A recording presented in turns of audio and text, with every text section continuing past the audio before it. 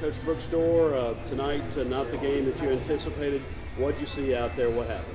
Well, it's taking care of the basketball, and we had 20 turnovers that led to 24 points for them, and we talked about the last day and a half when we found out our matchup. We knew they were going to pressure us, we knew they were going to press us, and we had to be able to handle that. And we spotted them about 20 in the first quarter because we didn't take care of the basketball, and you can't guard uncontested layups. I thought when we settled down, we went 16-10 in the second quarter, and then again, start the third quarter, they pressed us a little bit. We turned it over a few times. Just wasn't very strong with the ball, which is uncharacteristic of this group. But give Lafayette credit. They did a really good job of forcing us into some turnovers and then capitalizing on those.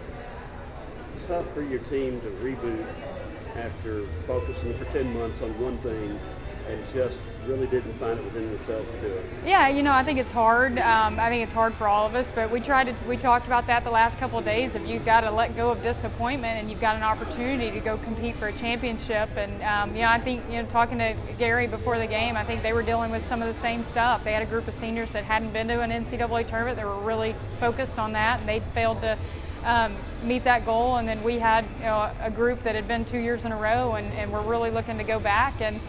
But March is all about teams that want to continue to play and find a way to win, and I thought they just had a little bit more than us tonight. I know the last two games have been frustrating, but when you take the totality of the season, 19 wins and a lot of success, a 7-game win streak coming down the stretch. Yeah, I think you see growth, and it's continued growth for the program, and there aren't very few teams that get to finish the season the way they want to, and those are the national champions, and in the NIT, the NCAA, and then the WBI, and everybody else, we're all disappointed. And so you have to look at it that way. I thought I saw a lot of growth from our younger players. They got great experience.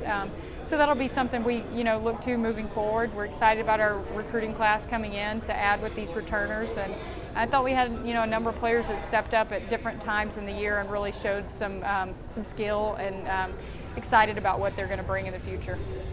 And the legacy of your seniors, Keisha Lee, Janelle Perez, and a team and a program that now has had 3 straight postseason tournament appearances. Yeah, I don't think we're going to fully understand what they were able to do until a few years down the road when we look back on it. But we walked into a 6-win team that had 1 winning season in the previous 7 years, and for them to have a chance tonight to get 60 wins in the last 3 years, to go to 3 straight postseasons, 2 NCAA tournaments, they've done more for our program on and off the court than I could have ever imagined, and we're very appreciative of what they've been able to do and who they are, and excited about the futures they had ahead of them.